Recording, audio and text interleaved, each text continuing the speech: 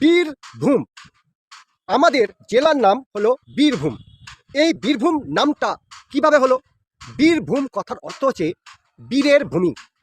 তা বীরের ভূমি থেকে বীরভূম কিভাবে হলো তা জানতে গেলে আমাদেরকে ইতিহাসে সেই মহাভারতের যুগে যেতে হবে। যখন পঞ্চ পাণ্ডবরা বনবাস অজ্ঞাতবাসে ছিলেন, তখন তিনারা এই গুপ্ত বৃন্দাবনে আসেন, যাকে আপনারা সকলে চেনেন বীরচন্দ্রপুর। এই বীরচন্দ্রপুরকে গুপ্ত বৃন্দাবন বলা হয়।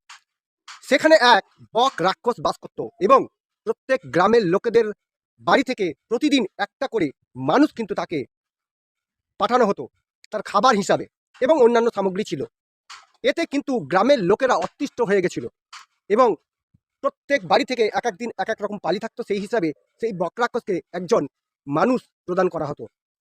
যখন সেই অর্থাৎ বীরচন্দ্রপুরে যখন ভীমরা অর্থাৎ পঞ্চপাণ্ডবরা আসেন, তখন সেই পঞ্চপাণ্ডবদের মধ্যে ভীম সেই বকাসুরকে বধ করেছিল, দিয়ে গ্রামের লোকদেরকে নিস্তার দিয়েছিল সেই বক রাক্ষস থেকে।